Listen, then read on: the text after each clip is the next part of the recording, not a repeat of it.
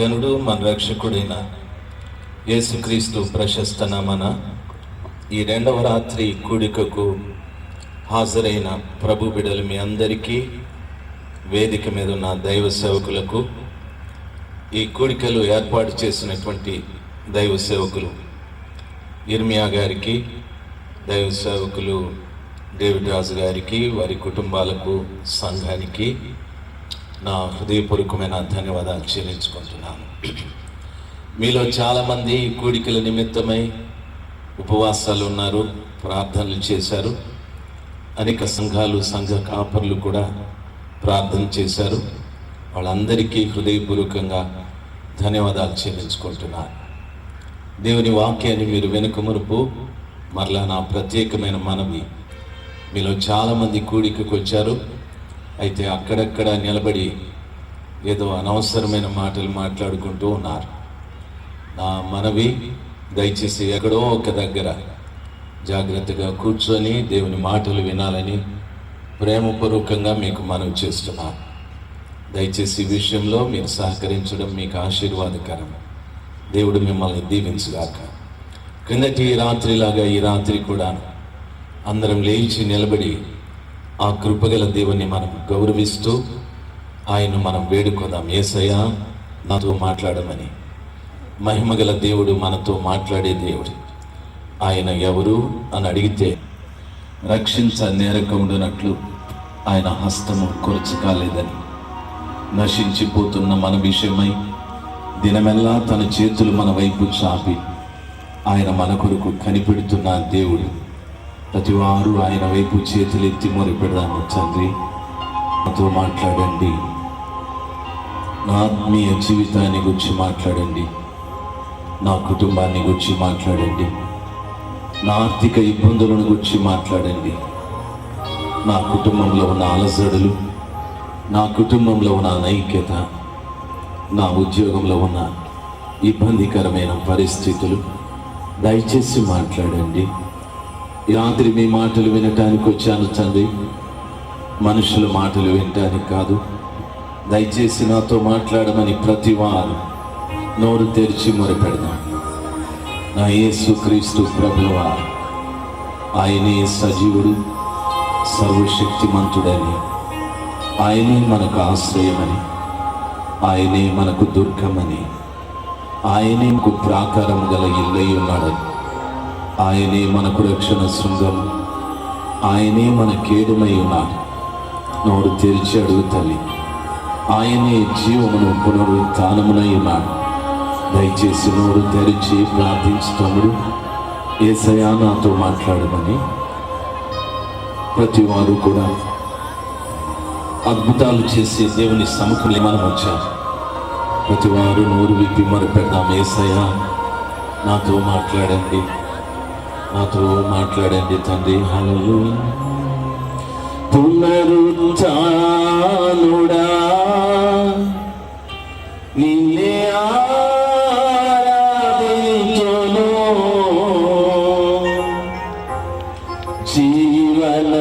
జీవనాధిపతిగా నిన్నే ఆరాధింతును. పునరుత్థానుడా నిన్నే ఆరాధింతును, జీవనాధిపతిగా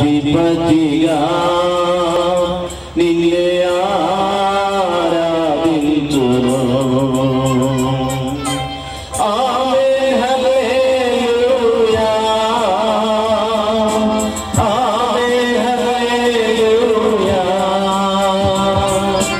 ఆమేన్, హల్లెలూయా, ఆమేన్, హల్లెలూయా, హల్లెలూయా, ఆమేన్.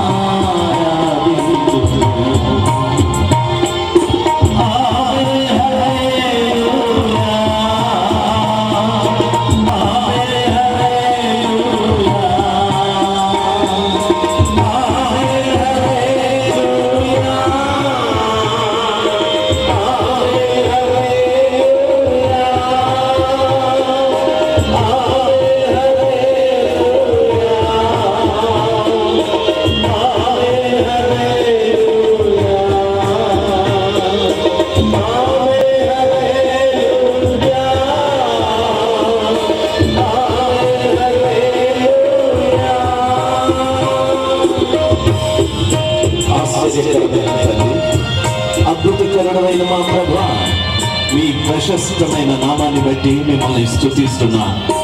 మా మధ్యన సజీవుడుగాను శక్తిమంతుడుగా ఉన్నందుకై స్తోత్రాలు. మీ ప్రియబిడ్డలు మా ప్రభువా, మీ శక్తిని సామర్థ్యతని అనుభవించడానికి మీ నోటి నుండి వెలువడను మీ బిడ్డల్ని విడిచి బయటికి పోనివ్వండి మా ప్రియ స్వామి. మిమ్మల్ని గురించి తెలివిలేని ప్రతి బిడ్డ నీ వాక్యం వింటుండగా స్వామి, ఆ తెలివి మీ బిడ్డలకు కలుగు రీతిగా కార్యాన్ని జరిగించమని ప్రార్థిస్తున్నా. ఈ వాక్యానికి మీ బిడ్డలకు మధ్యన ఏ విధమైన అభ్యంతర, ఏ విధమైన ఆటంకాలు లేకుండా ప్రతి అభ్యంతరాన్ని, ప్రతి ఆటంకాన్ని నజరేయుడైన క్రీస్తు అధికారం కలిగిన నామంలో ఇప్పుడే బయటికి తొమ్మన ఆజ్ఞాపిస్తున్నాను తండ్రి. నీ వాక్యం వింటుండగా ప్రభా, మీ బిడ్డల మధ్యన మీరు చేయనుద్దేశించిన అనేక విధములైన కార్యాల్ని మీరు జరిగించమని ప్రార్థిస్తున్నా. పాపంలో ఉన్న ప్రతి బిడ్డ పశ్చాత్తాపపడని, రక్షణ లేని ప్రతి బిడ్డ రక్షించబడని, శరీర స్వస్థత లేని ప్రతి బిడ్డ స్వస్థపరచబడని తండ్రి. ఆత్మలతో పీడింపబడుతున్న ప్రతి బిడ్డ రాత్రి సమయం ముందు విడుదల పొందని మా ప్రభా. ఓ కుటుంబాలలో ఉన్న ప్రతి అనైక్యత, ప్రతి అసమాధానం యేసు క్రీస్తు అధికారం కలిగిన నామంలో కుటుంబాలను విడిచి బయటికి పోనివ్వండి మా ప్రియ స్వామి. రాత్రి కార్యాలు జరిగించండి. ఈ వాక్యం వింటుండగా మీ బిడ్డలు పోగొట్టుకున్న రక్షణ, మీ బిడ్డలు పోగొట్టుకున్న ఆత్మ, మీ బిడ్డలు పోగొట్టుకున్న వరములు, మీ బిడ్డలు పోగొట్టుకున్న ఫలం, మీ బిడ్డలు పోగొట్టుకున్న ఆర్థిక స్థితి యేసు క్రీస్తు అధికారం కలిగిన నామంలో వారు వింటూ ఉండగా వాటిని పొందుకోవటానికి మీరు కార్యాలు జరిగించమని ప్రార్థిస్తున్నాను. శత్రు సంబంధమైన ప్రతి క్రియని యేసు క్రీస్తు అధికారం కలిగిన నామంలో ఈ ప్రాంగణాన్ని వదిలి బయటికి ఆజ్ఞాపిస్తున్నాను తండ్రి. మీరే కార్యం జరిగించండి. ఈ మహత్తరమైన కార్యాలు మీ బిడ్డలు చూడని, మీ బిడ్డలు అనుభవించని తండ్రి. మీకే మహిమ యేసయ్యా, మీకే మహిమ యేసయ్యా, మీకే మహిమ యేసయ్యా. మీ నామమే మహిమపరచబడని మా కొరకు తిరిగి రానయ్యున్నా యేసు క్రీస్తు ప్రశస్త నామమున ప్రార్థించి వేడుకుంటున్నాను పరమ తండ్రి.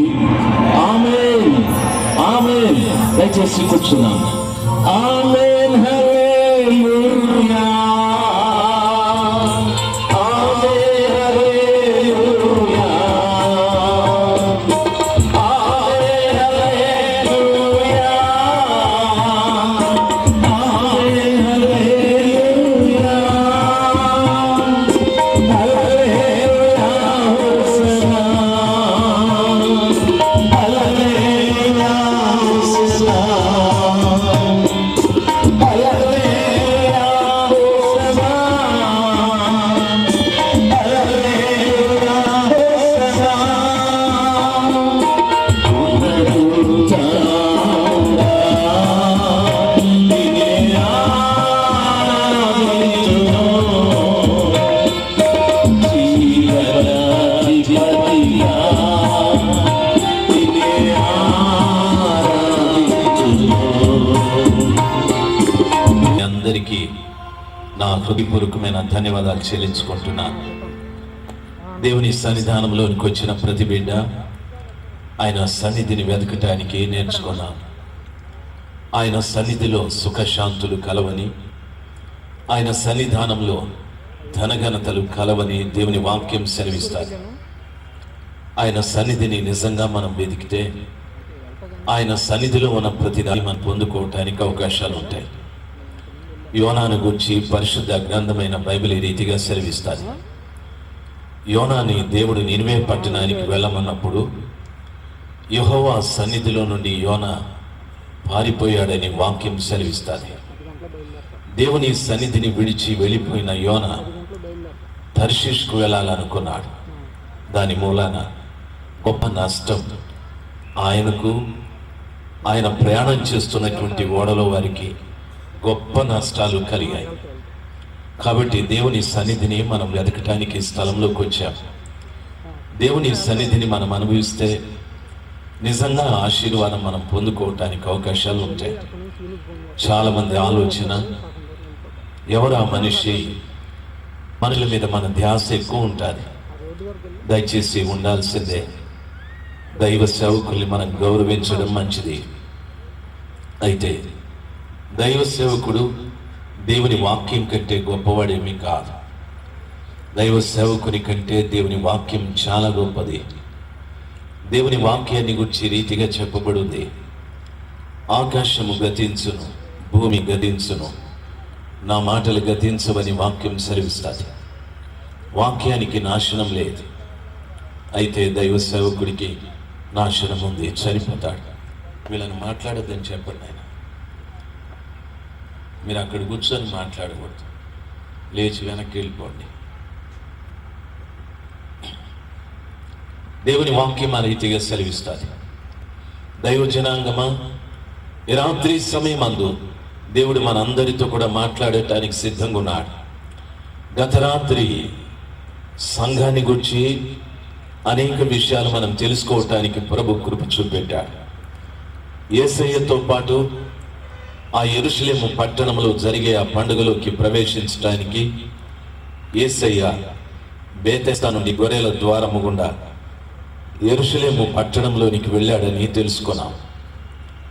ఆయన వెళుతూ ఒక వ్యాధిగ్రస్తుని స్వస్థపరిచి తీసుకువెళ్ళాడని.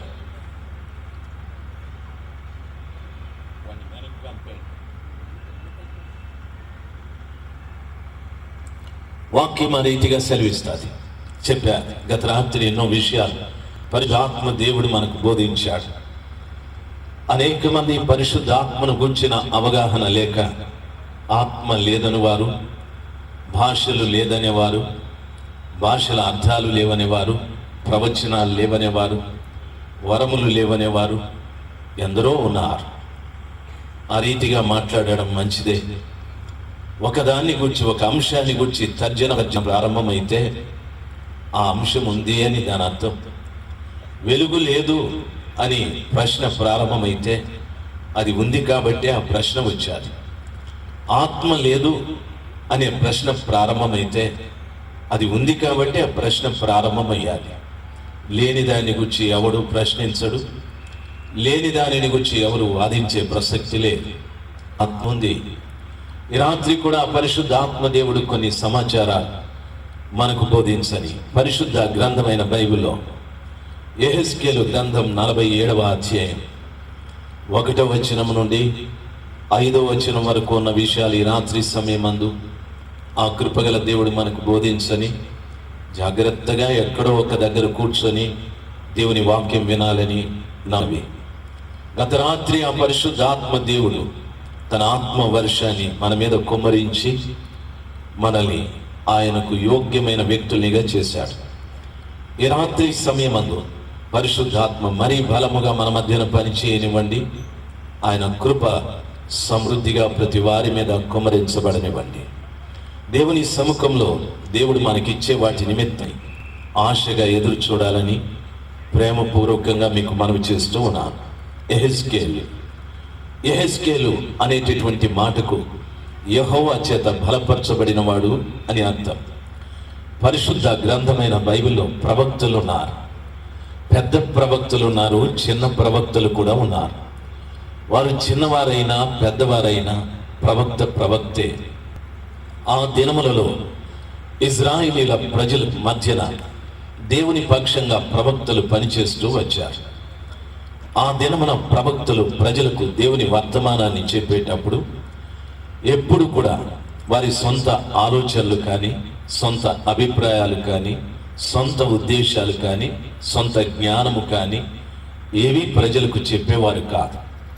ఏ ప్రజలకు తాము ప్రవక్తలో ఆ ప్రజల నిమిత్తమై వారి దేవుడైన యెహోవా ఎదుట కన్నీళ్లతో వారు ప్రార్థన చేసేవారు.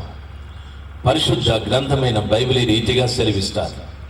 ప్రవక్త అయిన యిర్మీయా, నా జనులు హతమైపోచుండుట చూచి నా కన్నును కన్నీటి ఓటగాను, నా శిరస్సును జలమయముగా చేసుకున్నాను అని యిర్మీయా ప్రవక్త చెప్తాడు.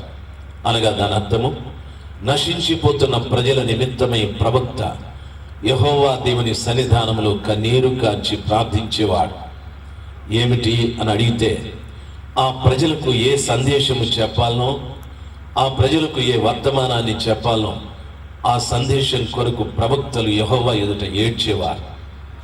వారు ఏడవగా యెహోవా వాక్కు వారికి ప్రత్యక్షమై సెలవిచ్చిన సమాచారాన్ని ప్రవక్తలు తీసుకువెళ్ళి ప్రజలకు చెప్పేవారు. ఇశ్రాయేలీయులారా, యెహోవా వాక్కు సెలవిచ్చినదేమనగా అని వాళ్ళు ప్రకటన చేసేవారు. ఇశ్రాయేలీయులారా, నేను చెప్పునదేమనగా అని మాట్లాడువారు కాదు. దేవుడు వారికి ఏ సమాచారము చెప్పమన్నాడు ఆ సమాచారం మాత్రమే ప్రజలకు వారు తెలియజెప్తూ వచ్చారు. ఆ కారణాన ప్రవక్తలంటే ప్రజలు భయపడేవారు. ప్రవక్తలంటే రాజులు కూడా భయపడేవారు. ప్రవక్త పట్టణంలోనికి వస్తున్నాడంటే రాజులు ఈ రీతిగా ఆయనకు సందేశాన్ని పంపేవారు. ప్రవక్త సమాధానముగా పట్టణంలోనికి వస్తున్నాడా అని వాళ్ళు తెలుసుకునేవారు. ఆ రీతిగా ప్రవక్తలు చూసి ప్రజలైనా ప్రభువులైనా భయపడటానికి గల కారణం దేవుని వర్తమానం ఉన్నది ఉన్నట్టుగా వారు చెప్పడం వల్ల. ఆ దినమున ప్రజలకు ప్రభువుకి మధ్యన ప్రవక్తలుండి పనిచేస్తూ వచ్చారు. ఈ దినాన ప్రజలకు ప్రభువుకి మధ్యన అనేక మంది దైవ సేవకులు ఉన్నారు. ప్రతి దైవ సేవకుడు కూడా ఆ ప్రవక్తలకు సాదృశ్యమై ఉన్నారు. ప్రతి దైవ సేవకులే దేవుడే ఒక వ్యక్తి పాపాన్ని క్షమించగలరు. దేవుడే ఒక వ్యక్తికి పరిపూర్ణమైన విమోచన ప్రసాదించగలరు. ఎవరా దేవుడు అని అడిగితే నా యేసుక్రీస్తు ప్రభులవారు ప్రతి విధమైన సిద్ధాంతాన్ని, ప్రతి విధమైన ఆచారాన్ని, పద్ధతులను కొట్టివేసి నేనే దేవుడు, నేనే మార్గాన్ని, నేనే సత్యాన్ని, నేనే జీవాన్ని అని లోకానికి తను పరిచయం చేసుకున్న ఆ పరమ తల్లి ఆయన యేసయ్య. దైవజనాంగమా, ఈ రాత్రి కూడా ప్రభు మనకు కొన్ని సత్యాలు ఈ గ్రంథంలో నుండి బోధించని. యెహెజ్కేలు అనేటటువంటి మాటకు యెహోవా చేత బలపరచబడిన వాడు అని అర్థం. దేవుని ప్రజలకు ప్రవక్తగా ఉండే ప్రతి వ్యక్తి దేవుని చేత బలపరచబడాలి. మనము మన జ్ఞానము చేత, మన విద్య చేత, అనేక మంది వారి కులం చేత, అనేక మంది వారికి ఉన్న ధనము చేత బలపరచబడి ప్రజలకు బోధించడం ప్రారంభించారు. నా కులం ఫలానా, నేను ఆ కులంలో నుండి వచ్చాను అని కులబలాన్ని చెప్పుకుంటూ ప్రజలకు బోధిస్తూ ఉన్నారు. అది ప్రయోజనం లేదు. అనేక మంది ధనబలం, వారి ధనాన్ని చూపెట్టి, వారి ధనాన్ని ఆధారం చేసుకొని నేను ఇంత ధనవంతుని అని ప్రజలకు బోధిస్తూ ఉన్నారు. కొందరు వారి విద్య, కొందరు వారికి ఉన్న హోదాలు, వీటిని చూపెట్టుకుంటూ వీటి బలము చేత ప్రజలకు సందేశాన్ని బోధిస్తున్నారు. ఆ రీతిగా కుదరదు. కులబలం ఏనాటికి ప్రజలకు క్షేమాన్ని కలిగించలేదు. ధనబలం ఏనాటికి ప్రజలలో పాప క్షమాపణ పుట్టించలేదు. దైవజనాంగమా, దేవుడు బలపరచాలి. దేవుని పక్షంగా పనిచేసే ప్రతి దైవజనుడు, కాపురైనా, అపోస్తలుడైనా, బోధకుడైనా, సువార్తికుడైనా, ఎవరినైనా ఆ కృపగల దేవుడే బలపరచాలి. దేని ద్వారా బలపరచాలి? ఒక వ్యక్తి బలపరచబడటానికి నా యేసయ్య బలమైన వాటిని కొన్నింటిని మనకిచ్చాడు. ఏమిటది అని అడిగితే, ఒక మనిషి చక్కగా భోంచేస్తే, సమయానికి భోంచేస్తూ చక్కగా విశ్రాంతి తీసుకుంటే శరీరం బలపడుతూ వస్తుంది. కొంతకాలం ఆరోగ్యం నుండి తన ఆయుష్ని పెంచుకొని ఒక దీర్ఘకాలం బ్రతకటానికి అవకాశం ఉంది. దేవుని పరిచర్య చేసే ప్రతి వ్యక్తి శరీర బలం కాదు, ఆత్మలో బలం ఉండాలి. నీ ఆత్మ బలపరచబడాలి. ఈ ఆత్మ బలపరచబడి దేవుని ప్రజలకు దేవుని సందేశాన్ని తెలియజెప్పటానికి ప్రతి సేవకుడు కూడా దేవుని చేత బలపరచబడాలి. ఎలాగ మనం బలపడేది అనే ఆలోచన మనకు రావచ్చు. మొదటిది, యేసు క్రీస్తు ప్రభుల వారిని గురించి ప్రవక్త అయిన యెషయా చెప్పాడు. ఆయన ఆశ్చర్యకరుడు, ఆలోచనకర్త, బలవంతుడైన దేవుడు అని చెప్పాడు. యేసయ్య బలవంతుడైన వాడు. యేసయ్య అంటున్నాడు, నేను హృదయం అనే తలుపునొద్ద నిలుచుండి తడుతున్నాను. ఎవడైనా నా స్వరము విని ఆ తలుపు తీస్తే అతనితో నేను, నాతో అతడు కలిసి భుజిస్తామని చెప్పాడు. అంటే యేసయ్యకి నీ హృదయంలో చోటిస్తే ఆయన నీ లోపలికి వస్తాడు. ఆయన ఎవరు అని అడిగితే బలవంతుడు ఆయన. బలవంతుడైన యేసయ్య నీలో ఉంటాడు. వాక్యం ఈ రీతిగా సెలవిస్తాది, లోకములో ఉన్నవాని కంటే మీలో ఉన్నవాడు బలవంతుడని వాక్యం సెలవిస్తాది. హల్లెలూయా. ఆ రీతిగా నీవు బలపడాలి. లోకంలో ఉన్నవాని కంటే నీలో ఉన్నవాడు బలవంతుడని ఈ ఆలోచన నీకు ఎప్పుడైనా కలిగదా? యేసయ్య ద్వారా నీవు బలపడాలి అంటే ఆ కృపగల దేవుడు నీలో ఉండాలి. రెండవది, హెబ్రీ పత్రిక ఈ రీతిగా సెలవిస్తాది, 4వ అధ్యాయం 12వ వచనంలో చెప్పబడిన మాట, దేవుని వాక్యము సజీవమైనది, బలము కలిగినది, అది రెండంచులు వాడి అయిన పదునైన ఖడ్గం, అది ప్రాణాత్మలను కీళ్లను మూలుగులను హృదయ తలంపులను పరిశోధించుచు అది లోపలికి వెళతాది అని వాక్యం సెలవిస్తాది. దేవుని వాక్యాన్ని గురించి పరిచయం చేసేటప్పుడు బలమైనది, ప్రాణమున్నది అని చెప్పాడు. అది ప్రాణాత్మలను విడదీస్తాది. రెండవది, కీళ్లను మూలుగులను విడదీస్తాది. మూడవది, హృదయ తలంపులను పరిశోధించుకుంటూ వెళతాది. దాని అర్థం ఏమిటో తెలుసా? శరీరంలో ఉన్న ప్రతి అవయవంలోనికి ఆ వాక్యము తిరుగుతుంది అని దాని అర్థం. నీ శరీరం అంతా కూడా వాక్యం, రక్తము తిరిగిన రీతిగా శరీరం అంతా వాక్యం తిరుగుతుంది అని దాని అర్థం. నీ కంటిలో, నీ చెవిలో, నీ పెదవిలో, నీ నోటిలో, నీ గుండె, నీ ఊపిరితిత్తులు, అరికాలు మొదలుకొని నడినెత్తి వరకు వాక్యం అనే బలం నీ లోపల సంచరిస్తూ ఉంటుంది. దేవుని వాక్యం ఆ రీతిగా సెలవిస్తాది. దైవ జనాంగమా, రెండవది, వాక్యము ద్వారా నీవు బలపరచబడతావు. మూడవది, నా యేసయ్య చెప్పిన మాట, యెరూషలేముకు వెళ్ళి కనిపెట్టండి, పరిశుద్ధాత్మ నేను పంపుతాను. పరిశుద్ధాత్మ మీ మీదికి వచ్చినప్పుడు మీరు శక్తి పొందుకుంటారు. శక్తి పొందుకున్న తరువాత యెరూషలేము, యూదయ, సమరయ, భూదిగంతముల వరకు నాకు సాక్షులై ఉంటారని చెప్పారు. దైవ జనాంగమా, నీ హృదయంలో బలవంతుడైన యేసయ్య, నీ శరీరంలో బలమైనటువంటి వాక్యం, శరీరమంతా బలమైన వాక్యం, నీ పైన పరిశుద్ధాత్మ ద్వారా శక్తి, ఈ లోకమంతా సాక్షిగా యేసు ప్రభుల వారి కొరకు నిలబడటానికి, యేసే దేవుడని ధైర్యంగా ప్రకటించడానికి ఆ శక్తిని పరిశుద్ధాత్మని అనుగ్రహిస్తాదని ప్రభు చెప్పాడు. దైవజనుడా, క్రైస్తవుడా, ఈ రీతిగా నీవు బలపరచబడాలి. దేవుని వాక్యం ఆ రీతిగా సెలవిస్తాడు. ప్రవక్త అయిన యెహెజ్కేలు అనగా యెహోవా చేత బలపరచబడిన వాడు. నిన్నెవరు బలపరిచారు? దేవుని పరిచర్య చేయటానికి నిన్నెవరు బలపరిచారు?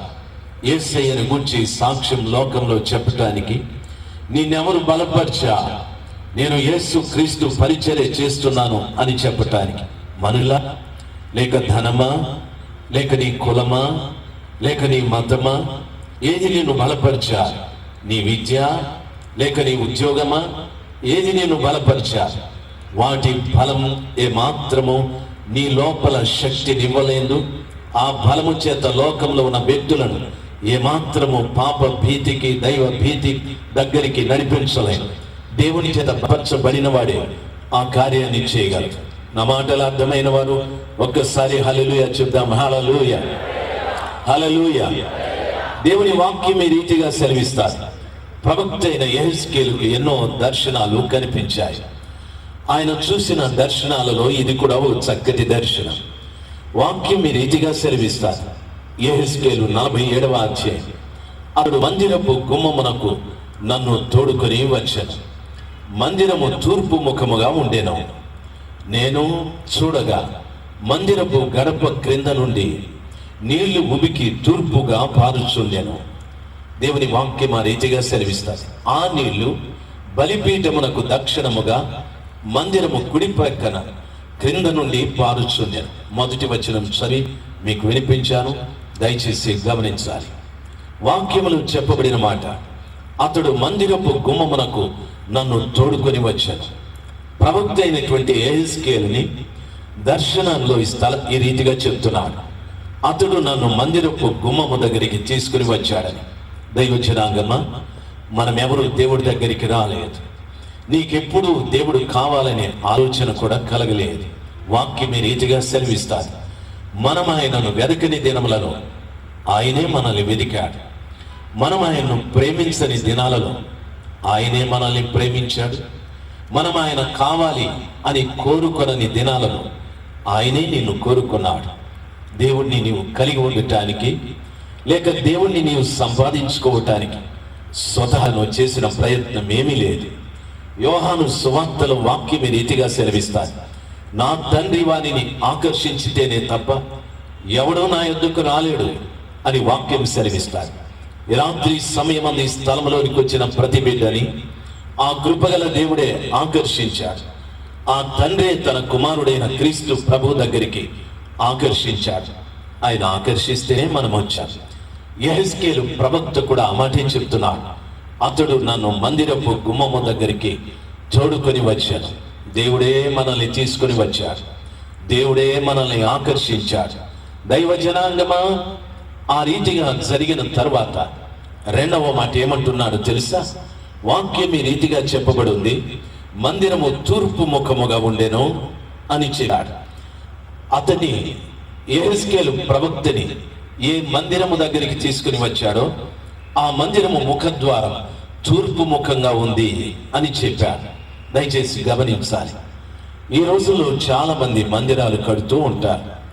మందిరాలు కట్టేటప్పుడు ఆ మందిరాలు ఆ ముఖద్వారం ఏ వైపుగా ఉండాలి అని కాస్త పెద్దవాళ్లను చిన్నవాళ్లను అడిగి ఆ దిక్కుగా పెడతారు. దయచేసి వినాలి, ఏ దిక్కైనా పెట్టండి. మందిరము ముఖద్వారం ఏ దిక్కులో ఉన్నా ఇబ్బంది ఏమీ లేదు. ఈ స్థలంలో చెప్పబడిన మాట యెహెజ్కేలు ప్రవక్త అంటున్నాడు, మందిరము యొక్క ముఖద్వారం తూర్పు దిక్కుగా ఉంది అని చెప్పాడు. దాని అర్థం ఏమిటండి? ఎందుకు ఆ విషయాన్ని మనకి చెప్పాలి? పరిశుద్ధ గ్రంథమైన బైబిల్లో తూర్పు అనేటటువంటి దానికి చాలా ప్రాముఖ్యమైనటువంటి సమాచారాలు ఉన్నాయి. యెహెజ్కేలు ఈ స్థలంలో చెప్పబడిన మాట ప్రకారముగా ప్రతి మందిరపు ముఖద్వారం తూర్పు దిక్కుగా ఉండడం చాలా మంచిది. అలాగనే మన మందిరాలు కొన్నటువంటి ఆ ముఖద్వారాల ఆ దిక్కుల ప్రక్కన మూత వేసి తూర్పు దిక్కుగా మనం పెట్టాలని, తూర్పు అనుభవాలు దానికి ఉండాలని, ఆ మందిరానికి తూర్పు అనుభవాలు ఉండాలి. మొట్టమొదటిది వాక్యంలో చదువుకున్నట్లయితే ఆదికాండంలో చెప్పబడిన మాట, తూర్పున ఏదెనులో దేవుడు ఒక తోటను కలగజేశాడని వాక్యం సెలవిస్తాడు. ఆ తోట పేరు ఏదెనులో ఉంది కాబట్టి దాన్ని ఏదెను తోట అని మనము ఉచ్చరిస్తూ ఉంటాం. అయితే అది తూర్పున వేయబడిన తోట. ఆ తోటలో దేవుడు, ఆ తోటలో తన పోలికలో చేయబడిన మానవుడు, ఆయన ప్రక్కటెముకల నుండి తీసిన స్త్రీ, వాళ్ళు కలిసిమెలిసి ఉన్నారు. ఆ తోటలో ఉన్న ఇద్దరు కూడా ఆ కృపగల దేవునితో చక్కటి సహవాసాన్ని కలిగి ఉన్నారు. నేను ఎందుకు ఈ విషయాన్ని చెప్తున్నానో తెలుసా? మన మందిరం ముఖద్వారం తూర్పు దిక్కుగా ఉండాలి అంటే దాని అర్థం ఏదెనులో ఉన్న తోట అనుభవం మన మందిరంలో ఉండాలి. మందిరానికి వెళ్ళే ప్రతి బిడ్డ ఏదెనులో ఆదాము హవ్వమ్మ వారిని కలుగజేసిన దేవునితో ఎలాగ సహవాసం కలిగి ఉన్నారో, ఎలాగ వారితో మాట్లాడుతూ కలిసిమెలిసి ఉంటున్నారో, మందిరానికి వెళ్ళే ప్రతి బిడ్డ కూడా ఆ కృపగల దేవునితో సహవాసం కలిగి ఉండాలి. ఆ సర్వశక్తిమంతుడైన దేవునితో ప్రతిరోజు మాట్లాడే అనుభవం ఉండాలి. ప్రతిరోజు ఆయన చూసే అనుభవం ఉండాలి. దేవుని వాక్యంలో చెప్పబడిన ఈ అనుభవం నీ మందిరంలో నీ ప్రజలకు ఉందా? మందిరానికి వెళ్ళే ప్రజలమైన మనకి అనుభవం ఉందా? ఏ దేవుడు నా దేవుడని మాట్లాడుతున్నావో, ఎవరు నా పాపాలు క్షమించారని, ఎవరు నా పాపముల కొరకు కల్వరిలో ప్రాణం పెట్టాడని నీవు ప్రార్థిస్తూ ఉన్నావో, ఆ దేవునితో సహవాసం ఉందా? ఆ దేవుని ముఖదర్శనం నీకుందా? ఆ దేవుని మాటను వింటున్నావా? ఆ దేవుని ప్రత్యక్షత నీకుందా? ఆ రీతిగా లేకపోతే నీ మందిరం యొక్క ముఖద్వారం తూర్పు దిక్కుగా లేదు అని దాని అర్థం. దేవునితో సహవాసాలు లేని ప్రతి మందిరము ముఖద్వారం కూడా తూర్పు దిక్కుగా లేదు. అదే ఆదికాండం 3వ అధ్యాయం 24వ వచనంలో చదువుకున్నట్లయితే అక్కడ ఇంకో సమాచారం రాయబడి ఉంది. ఆదాము అవ్వలు ఇద్దరిని కూడా ఏదెనులో నుండి బయటికి పంపేశారు. ఇప్పుడు ఆ తూర్పు దిక్కున కెరూబులను, జీవవృక్షముకు పోవు మార్గమున ఖడ్గజ్వాలలను దేవుడు కావలి ఉంచెను అని వాక్యం సెలవిచ్చారు. దైవజనాంగమా, తూర్పును గురించి మరొక్క మాట చెప్పబడింది. కెరూబులు, ఖడ్గజ్వాల ఇవి అక్కడ కాపు కాస్తున్నాయి అని చెప్పబడ్డాయి. దీని అర్థం ఏమిటండి? శరాపులు ఉన్నాయి. అవి సర్వశక్తిమంతుడైన దేవుని ఎదుట నిలబడి 2 రెక్కలతో తమ ముఖాలు కప్పుకొని, 2 రెక్కలతో తమ పాదములను కప్పుకొని, 2 రెక్కలతో ఎగురుతూ దేవుడు పరిశుద్ధుడు పరిశుద్ధుడని గానప్రతిగానాలు చేస్తూ ఉన్నాయి. మరి కెరూబులు అని అడిగితే నా దేవుడైన యెహోవాకు అవి వాహనములై ఉన్నాయి. ఆ కెరూబులు నిజంగా సర్వశక్తిమంతుడైన దేవుని యొక్క మహిమను కప్పేవి, ఆయనకు వాహనాలు అయి ఉన్నాయి. దైవజనాంగమా, ఆ జీవవృక్ష ఫలమునకు వెళ్ళు ఆ మార్గములో ఖడ్గజ్వాలలు కూడా కాపలా ఉన్నాయి. ఖడ్గజ్వాల అంటే అర్థం ఏమిటి అనే ఆలోచన మీకు రావచ్చు. దాన్ని విడదీసి చెప్పండి. ఖడ్గము ప్లస్ జ్వాల, ఈ రెండింటిని కలిపితే ఖడ్గజ్వాల అని అంటారు. జ్వాల అనగా పెద్ద మండే మంటల్ని జ్వాలలు అని అంటారు. ఖడ్గం అంటే మీకు బాగా తెలుసు. ఇంతకు మునిపే మీకు చెప్పారు, దేవుని వాక్యము సజీవమైనది, బలము కలిగినది, అది 2 అంచులు పదునైన ఖడ్గము అని చెప్పారు. ఇప్పుడు ఏదెనులో నుండి బయటికి పంపబడిన ఆదాము హవ్వమ్మ ఎక్కడ దొంగచాటుగా ఆ ఏదెను తోటలో ఉన్న జీవవృక్ష ఫలములను భుజించి వారు మరణం పొందకుండా నిత్యము జీవిస్తారు అనే ఆలోచనతో ఆ కృప కలిగిన దేవుడు ఖడ్గజ్వాలను కాపలాగా పెట్టాడు. ఖడ్గమనగా వాక్యము అని అర్థం. జీవవృక్ష ఫలమును తింటే ఆ వ్యక్తికి మరణం లేదు, ఎప్పుడూ జీవిస్తాడు అనగా దాని అర్థం. ఏదా జీవవృక్ష ఫలం, లేక ఎవరా జీవవృక్ష ఫలం అంటే నా యేసు ప్రభుల వారి. ఆయన ఈ రీతిగా చెప్పాడు, నేనే జీవమును, నేనే పునరుత్థానమునయ్యున్నాను. నా యందు విశ్వాసం ఉంచువాడు నిత్య జీవము కలవాడు, వాడు చనిపోయినను మరలా బ్రతుకును అని చెప్పాడు. మానవుడు పాపం చేసి ఆదాము ఆ రోజున జీవవృక్ష ఫలమును పోగొట్టుకున్నాడు. మనం పాపం చేసి జీవవృక్ష ఫలమునకు సాదృశ్యంగా ఉన్న యేసయ్యని పోగొట్టుకున్నాం. యేసయ్యని మనము తిరిగి సంపాదించుకోవాలంటే ఆ మార్గంలో కావలి కాస్తున్న ఖడ్గాన్ని మనం సంపాదించుకోవాలి. ఖడ్గము అంటే దేవుని వాక్యమని చెప్పాడు. ఆ వాక్యానికి విధేయత చూపెడితే, వాక్యానికి విధేయత చూపెట్టి వాక్యానుసారంగా జీవిస్తే, పాపము చేసి నీవు పోగొట్టుకున్న జీవవృక్ష ఫలమైన యేసయ్యని తిరిగి పొందుకోవటానికి, యేసయ్యని భుజించి నిత్యము జీవించటానికి ప్రభువు కృప దయచేస్తాడు. రెండవది జ్వాల అని చెప్పాడు. జ్వాల అనగా ఓ పెద్ద మంట అని అర్థం, ఓ భయంకరమైన అగ్ని జ్వాల. ఏమిటి జ్వాల అని అడిగితే వాక్యం రీతిగా సెలవిస్తారు. యెరూషలేములో మేడగది మీద 120 మంది శిష్యులతో పాటు కలిసి ప్రార్థన చేస్తున్నారు. వారు కూడి ఉన్న మేడగది మీద 10వ రోజున ఓ బలమైన గాలి వీచాలి. ఆ తరువాత పరిశుద్ధాత్మ అగ్ని నాలుకలుగా, అగ్ని జ్వాలలుగా వారి మీదికి దిగినదని వాక్యం సెలవిస్తారు. ఆ జ్వాల అనగా పరిశుద్ధాత్మ దేవుడని అర్థం. ఆ జీవవృక్ష ఫలమును తినగోరే ప్రతి ఒక్క వ్యక్తి కూడా వాక్యము, పరిశుద్ధాత్మ ఇద్దరు కాపు కాస్తూ ఉన్నారు. ఈ ఇద్దరికి ఎవరు విధేయత చూపెడతారో, ఈ ఇద్దరికి ఎవరు లోబడతారో, ఆ ఇద్దరికి లోబడిన వారికి లోపలున్న జీవవృక్ష ఫలమును భుజించడానికి, లోపలున్న యేసయ్యని సంపాదించుకోవడానికి, దూరమైన యేసయ్యని తిరిగి పొందుకోవటానికి నా యేసయ్య కృప చూపెడతాడు. ఈ ఇద్దరికి ఎవరు లోబడతారో, పాపము చేత మరణము ఆవరించబడి జీవిస్తున్న ఆ జనాంగం తిరిగి జీవాధిపతి అయిన క్రీస్తు ప్రభుల వారిని పొందుకోవటానికి దేవుడు కృప చూపెడతాడు. నా మాటలు అర్థమైన వారు ఒక్కసారి హల్లెలూయా చెప్దాం. హల్లెలూయా, హల్లెలూయా. దైవ జనాంగమా, వాక్యం ఈ రీతిగా సెలవిస్తారు. తూర్పు ముఖముగా ఆ మందిరము యొక్క గుమ్మమున్నదేనని నేను అడిగే ప్రశ్న, మీ మందిరములో జీవవృక్షమునకు వెళ్ళటానికి వాక్యము, పరిశుద్ధాత్మ, ఖడ్గము, జ్వాల వీళ్ళిద్దరు కూడా ఉన్నారా? వీళ్ళిద్దరిని మీరు కలిగి ఉన్నారా? అప్పుడే క్రీస్తు అనే నిత్య జీవాన్ని అందుకోవటానికి అవకాశాలు ఉంటాయి. ఈ రెండు లేని దినాన ఖచ్చితంగా క్రీస్తు అనే నిత్య జీవాన్ని మనం పొందుకోలేము. వింటున్న దైవజనాంగమా, తూర్పు ముఖముగా గుమ్మముంది అంటే దాని అర్థం ఏమిటి అనే ఆలోచన రావచ్చు. ప్రవక్త అయిన యెహెజ్కేలు 43వ అధ్యాయం వాక్యం ఈ రీతిగా సెలవిస్తుంది. మొదటి వచనంలో ఈ రీతిగా చెప్పబడ్డది. వాక్యములో చెప్పబడిన సమాచారం, ఇశ్రాయేలీయుల దేవుడైన యెహోవా తూర్పున ప్రభావముగా ఉన్నాడు, దాని కంఠస్వరము విస్తార జల ప్రవాహముల ధ్వని వలె ఉన్నది అని చెప్పాడు. ఇశ్రాయేలీయుల దేవుడు తూర్పున ప్రభావముగా ఉన్నాడు అని చెప్పారు. అనగా దాని అర్థం ఏమిటి? ఆయనను ప్రభావమునకు పోల్చారు. ప్రభావం అంటే ఏమిటి? నేను వర్ణించలేను, నీవు వర్ణించలేవు.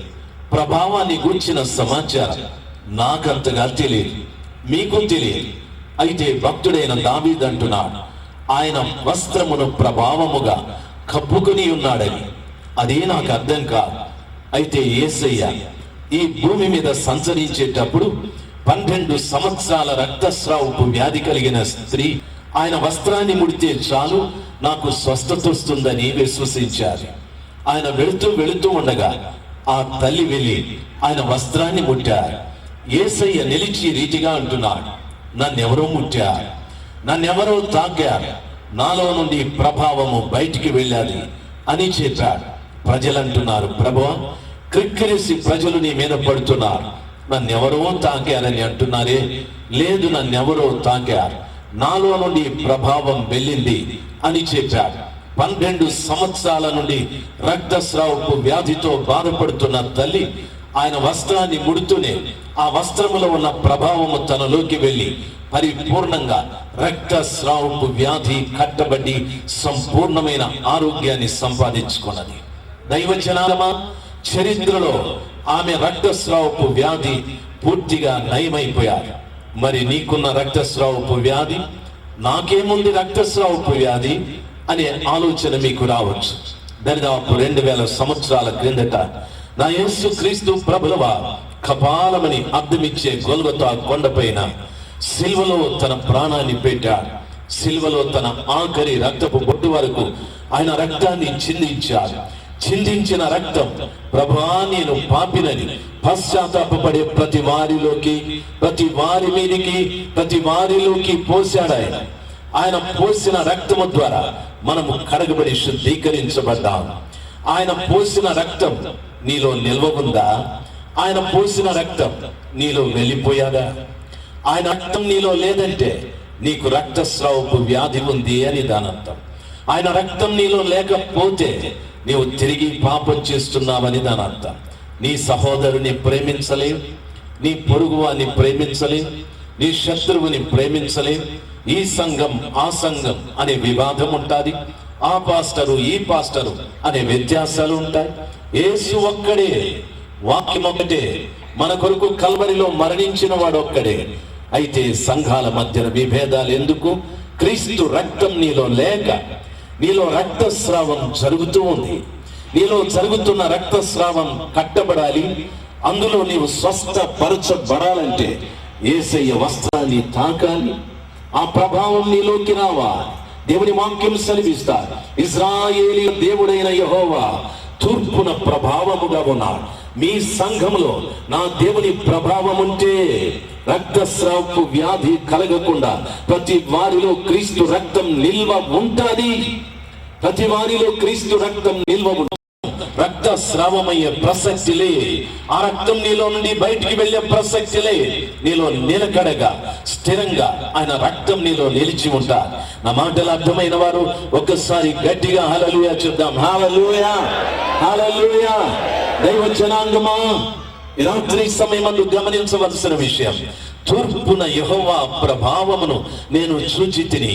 మీ మందిరము తూర్పు దిక్కుగా ఉందా అని అడిగితే మీరేం చెప్పగలరు? మీ మందిరము యొక్క ముఖద్వారం తూర్పు దిక్కుగా ఉంటే ఖడ్గం అందులో ఉంటారు, జ్వాల అందులో ఉంటారు, పరిశుద్ధాత్మ దేవుని వాక్యం అందులో ఉంటారు. మీ మందిరము యొక్క ముఖద్వారము తూర్పు దిక్కుగా ఉంటే ఏదైనా తోటలో ఆదాము హవ్వమ్మ దేవునితో ఎలాగ సహవాసం కలిగి ఉన్నారో, ఎలాగ రోజు ముఖ దర్శనం చేసుకునేవారు, ఎలాగ రోజు మాట్లాడేవారు, ఆ అనుభవం ప్రతి సంఘానికి ఉంటారు. నా యేసు పక్షపాతి కాడ్, నా యేసు భేదాలు చూపెట్టేవాడు కాడ్. ఆయన ప్రతి వారిని ప్రేమిస్తున్నదే వాక్యం ఆ రీతిగా సెలవిస్తారు. నా యేసు క్రీస్తు ప్రభువా ఈ రీతిగా చెప్తున్నాడు, మందిరం యొక్క ముఖ ద్వారము తూర్పు దిక్కుగా ఉంటే నా యేసు ప్రభుల వారి ప్రభావం ఆ సంఘంలో నిలిచి ఉంటాది. క్రీస్తు రక్తం నీలో నుండి బయటికి వెళ్ళే ప్రసక్తి లేనే లే. వాక్యం ఆ రీతిగా సెలవిస్తారు.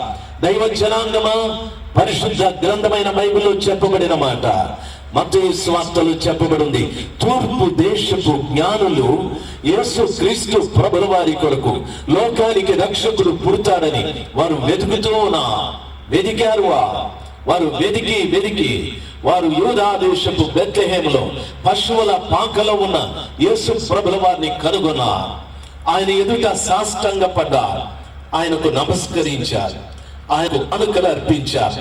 నన్ను గమనించవలసిన విషయం, దీని అర్థం ఏమిటి అని మీరు అడిగితే, దైవజనాంగమా వారిని జ్ఞానులు అని చెప్పచ్చు. అయితే తూర్పు దేశపు జ్ఞానులు అని చెప్పారు. తూర్పు దేశపు జ్ఞానులు చేసిన పని ఏమిటంటే లోకానికి రక్షకుడైనటువంటి వారిని వెతుకుతూ ఉన్నారు. నిజంగా మీ మందిరము యొక్క ముఖ ద్వారము తూర్పు దిక్కుగా ఉంటే మందిరములో ఉన్న ప్రతివాడు కూడా లోకానికి రక్షకుడైన యేసయ్యని వెతుకుతాడు, కానీ ఇంకొకరిని వెతకడు. ఈరోజు సంఘం అనేకమైన వాటిని వెతుకుతూ ఉంది.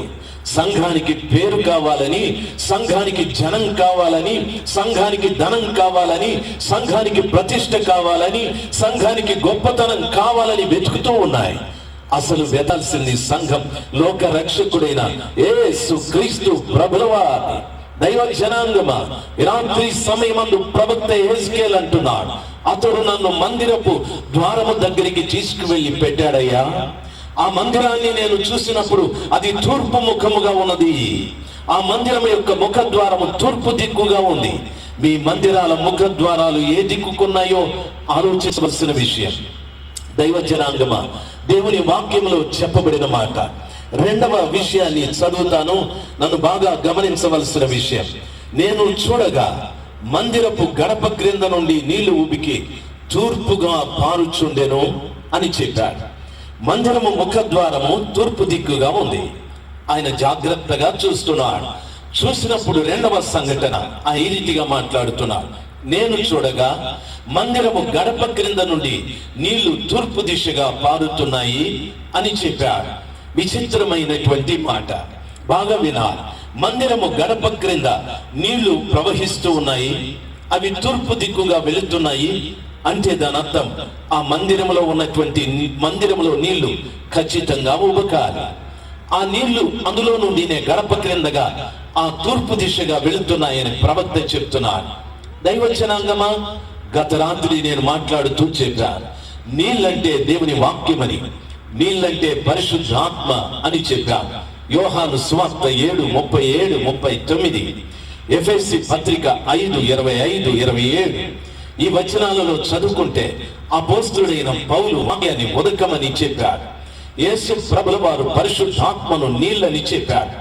ఇప్పుడు దేవుని మందిరంలో నుండి ఉబికిన నీళ్లు గడప క్రిందగా వెళుతూ ఉన్నాయి, అవి తూర్పు దిక్కుగా వెళుతున్నాయి అని చెప్పాడు. దైవజనాంగమా, దేవుని మందిరంలో ఉన్నటువంటి నీళ్లు గడప క్రిందగా వెళుతున్నాయని చెప్పాడు. దాని అర్థం ఏమిటండి? ఎందుకు ఆ రీతిగా చెప్పాడు? గడప మీదుగా ఎందుకు ప్రవహించలేదవి? ప్రవహించవవి గడప క్రిందగానే వెళ్ళాలి. నన్ను బాగా గమనించవలసిన విషయం, నీళ్లు వాక్యము పరిశుద్ధాత్మ అని చెప్పారు. అయితే ఈ గడప ఎవరు అనే ఆలోచన కూడా మనకు రావాలి.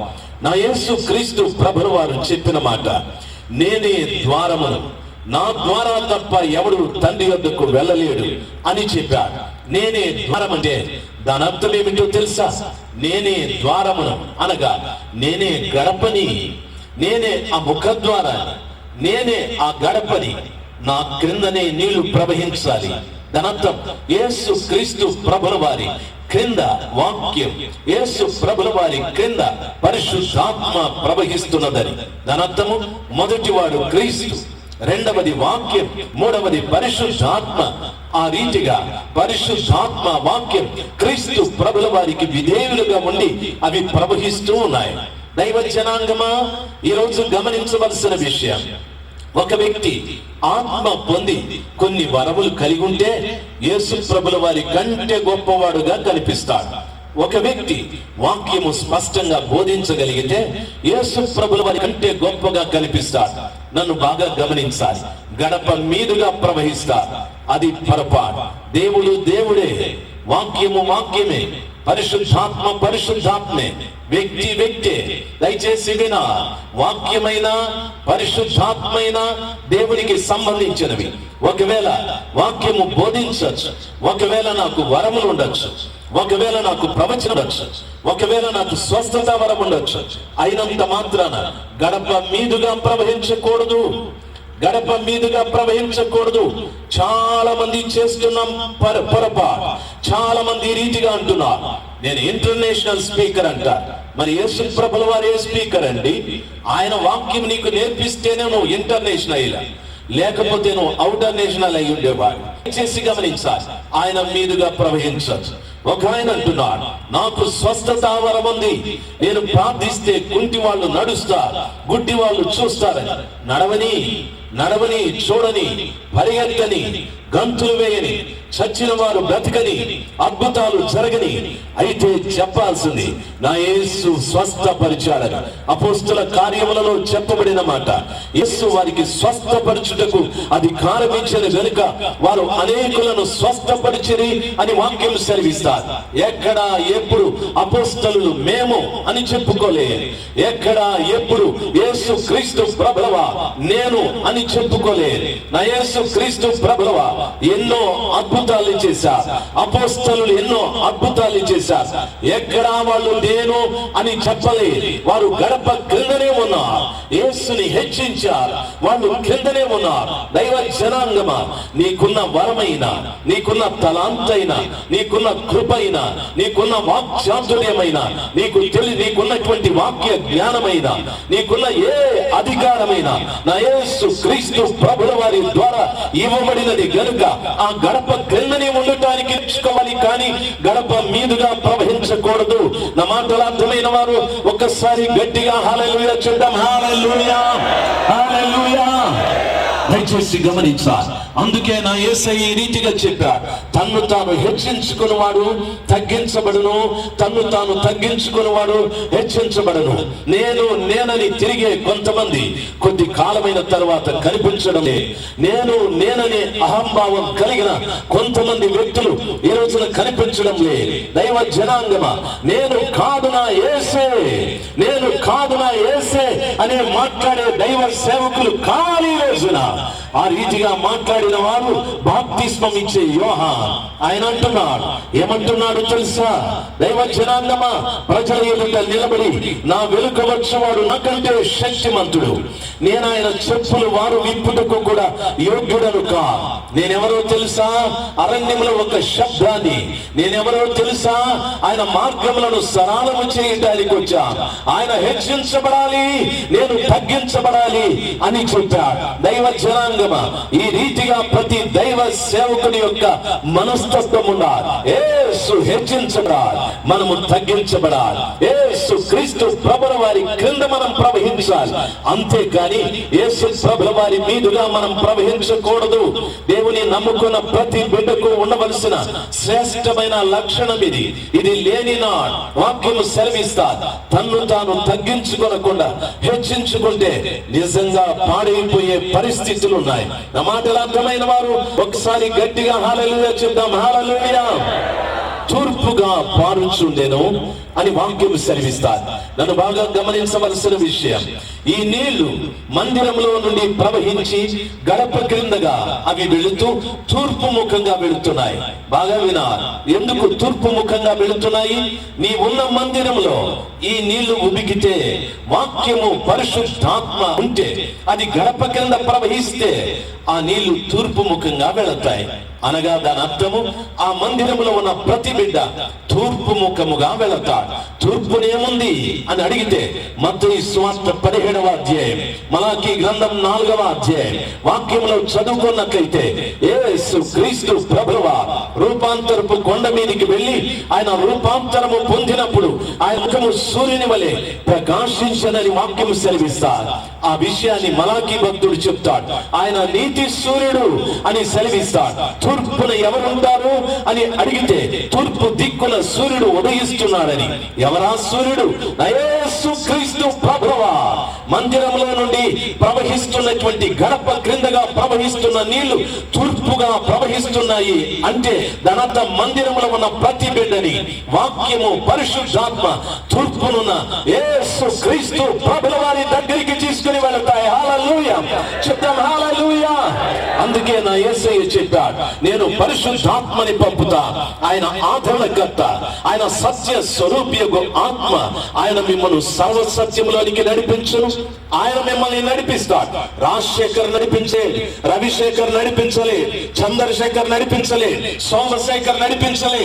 పరిశుద్ధాత్మ, పరిశుద్ధాత్మ మిమ్మల్ని సర్వ సత్యంలోనికి నడిపించునని ప్రభుల వారు స్పష్టంగా చెప్పారు. దైవ జనాంగమా, రాత్రి సమయమందు నీ మందిరపు ముఖద్వారం తూర్పు దిక్కుగా ఉంటే వాక్యము పరిశుద్ధాత్మ మందిరములో మన ప్రతి బిడ్డని కూడా తూర్పు దిక్కున యేసు క్రీస్తు ప్రభుల వారి దగ్గరికి నడిపించగలదు. హల్లెలూయా. ఆ రీతిగా లేకపోతే మనం ఎటువైపు నడుస్తున్నామో, ఎక్కడికి వెళతామో అర్థం కాని సమస్య అయిపోతారు. దైవ జనాంగమా, రాత్రి సమయమందు గమనించవలసిన విషయం, ఈ వాక్యములో చెప్పబడిన మాట, ఆ నీళ్లు బలిపీఠమునకు దక్షిణముగా మందిరము కుడి ప్రక్కన కింద నుండి పారుచుండెను అని చెప్పాడు. తిరిగి ఆ నీళ్లు ఎక్కడికి వెళ్ళాయో తెలుసా? బలిపీఠము దగ్గరికి అని చెప్పాడు. బలిపీఠము దగ్గర నుండి దక్షిణములోనికి అని చెప్పాడు. ఒక్కొక్క మాట చాలా విలువైన మాట. బలిపీఠము దగ్గరికి అనగా ధనత్వము తూర్పుగా వెళుతున్నవి ఇప్పుడు బలిపీఠము దగ్గరికి వెళ్ళాయి నీళ్లు. బలిపీఠము దగ్గర జరిగే కార్యం ఏమిటండి? బలిపీఠము దగ్గర మనుషునికి పాప క్షమాపణ ఉంది. తాను చేసిన పాపము నిమిత్తమై పరిహారముగా బలి పశువుని లేక బలి ఒక గొర్రెను కాని, కోడెదూడను కాని, పక్షిని కాని బలి ఇస్తే పాపం చేసిన వ్యక్తికి ఆ స్థలములో పాప క్షమాపణ ఉంది. ఈ నీళ్లు వాక్యము పరిశుద్ధాత్మ తూర్పు ముఖముగా ప్రయాణము చేస్తూ బలిపీఠం దగ్గరికి వెళ్ళాయి. వాక్యము ద్వారా, పరిశుద్ధాత్మ ద్వారా నడిపించబడే వ్యక్తి ఎక్కడికి వెళతాడు అని అడిగితే బలిపీఠము దగ్గరికి వెళతాడు. ఎవరా బలిపీఠము అని అడిగితే నా యేసు క్రీస్తు ప్రభువా. ఆ దినమున ప్రత్యక్షపు గుడారములో ఉన్న బలిపీఠము 2 ఉపకరణముల చేత నిర్మాణము చేయబడ్డది. అది తుమ్మకర్రతో చేయబడి ఇత్తడి రేకుతో పొదిగించబడ్డది. యేసు క్రీస్తు ప్రభుల వారు ఆ బలిపీఠములకు సాదృశ్యమై ఉన్నారు. యేసు క్రీస్తు ప్రభుల వారు కూడా మనుష్య కుమారుడని, దేవుని కుమారుడని అపోస్తలుడైన యోహాను చెప్పాడు. అనగా తుమ్మకర్ర యేసయ్య మానవత్వానికి, ఇత్తడి క్రీస్తు ప్రభుల వారి దైవత్వానికి సూచన. బలిపీఠము దగ్గర మన పితరులకు పాప క్షమాపణ కలిగారు. ఇప్పుడు మనకు యేసు క్రీస్తు ప్రభుల వారి దగ్గర పాప క్షమాపణ కలుగుతూ ఉన్నది. మందిరములో ఉబికిన ఆ నీళ్లు గడప క్రిందగా పారుతూ తూర్పు ముఖముగా వెళుతూ అవి బలిపీఠము దగ్గరికి వెళ్ళాయి. అనగా దానర్థం వాక్యము పరిశుద్ధాత్మ నీను నడిపిస్తే బలిపీఠపు అనుభవం నీకుంటా. పాపం అనేది నీలో ఉండదు. పాప క్షమాపణ కలిగి పరిశుద్ధమైన వ్యక్తిగా, పరిశుద్ధమైన ఒక వ్యక్తురాలుగా నీవు జీవించడానికి ప్రభువు కృపణ ఇస్తాడు. వాక్యము ద్వారా, పరిశుద్ధాత్మ ద్వారా ఒక వ్యక్తి నడిపించబడకపోతే నిజంగా బలిపీఠము యొక్క అనుభవం మన జీవితంలో ఉండవు. నాకైనా సరే, నీకైనా సరే, ఎవరికైనా సరే దేవుని వాక్యం ఆ రీతిగా సెలవిస్తారు. నా మాట అర్థమైన వారు ఒక్కసారి హల్లెలూయా చెప్దాం. హల్లెలూయా, హల్లెలూయా. నిజంగా వాక్యముతో నడిచినటువంటి వ్యక్తిని పాపము చేయనేమదా? వాక్యము నిజంగా చేయనివ్వదు. పరిశుద్ధ గ్రంథమైన బైబిల్లో యెర్మీయా 20వ అధ్యాయం 9వ వచనములో చదువుకుంటే ప్రవక్త ప్రవక్త ఈ రీతిగా అంటున్నాడు, ఆయన పేరు నేను ఎత్తనంటినా, ఆయన నామమును ప్రకటింపనంటినా, ఆయన వాక్యము నా శరీరములోను నా ఎముకలలోను అగ్నివలే మండుచున్నది అని చెప్పాడు. దేవుని వాక్యముతో ఒక వ్యక్తి నడిదే ఆ వ్యక్తి శరీరము లోపట, ఆ వ్యక్తి ఎముకలలో వాక్యము అగ్నిలాగా మండుతుంది. అనగా దాని అర్థం తన అంతరింద్రియములలో ఉన్న ప్రతి కల్మషాన్ని వాక్యమనే అగ్ని కాల్చి పరిపూర్ణంగా ఆ వ్యక్తిని ఆంతరంగికనంతటి కూడా శుభ్రము చెయ్యగలదు. హల్లెలూయా. నేను చేయలే, నేను బోధకుడని, కానీ నీ అంతరింద్రియములలో ఉన్న పాపాన్ని నేను కాల్చలే, నీ అంతరింద్రియములలో ఉన్న పాపాన్ని నేను చూడలే. దేవుని వాక్యము సెలవిస్తాడు. ప్రవక్త అంటున్నాడు, ఆయన వాక్యం నా శరీరములోను నా ఎముకలలోను అగ్నివలే మండుచున్నది అని మాట్లాడుతూ ఉన్నాడు. వింటున్న తల్లి, నా ప్రేమైన తల్లి, దేవుని వాక్యం ఆ రీతిగా సెలవిస్తాడు.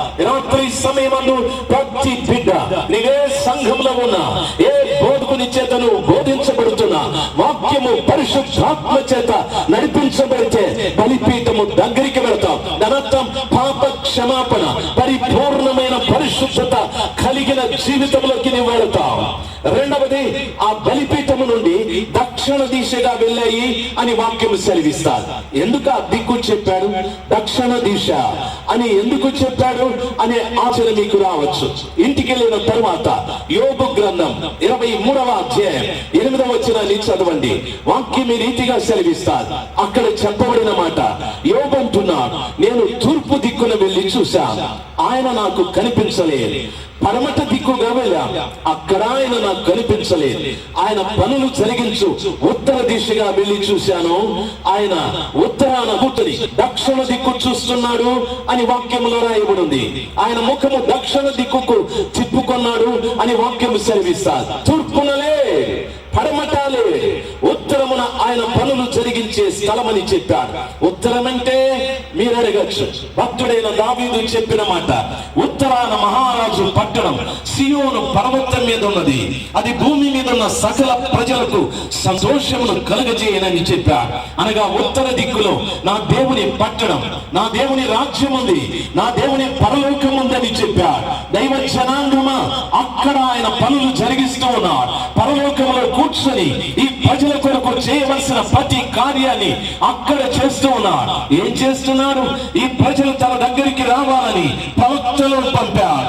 ఈ ప్రజలు తన దగ్గరికి రావాలని ధర్మశాస్త్రం ఇచ్చాడు. బలిపీఠపు కార్యక్రమ, ధూపవేదిక, ఎన్నో కార్యక్రమాలు ప్రభు చేస్తూ వచ్చాడు.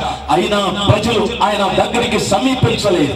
ఆ కారణాన తన ప్రియ కుమారుడైన యేసు క్రీస్తు ప్రభువాన్ని పంపాడు. ఈ కార్యములన్నీ కూడా ఎక్కడ జరుగుతున్నాయి అని అడిగితే భక్తుడి రీతిగా అంటున్నాడు యోబుగా, ఆయన పనులు జరిగించు ఉత్తరమున కూర్చొని దక్షిణం వైపు తన ముఖము తిప్పుకున్నాడని.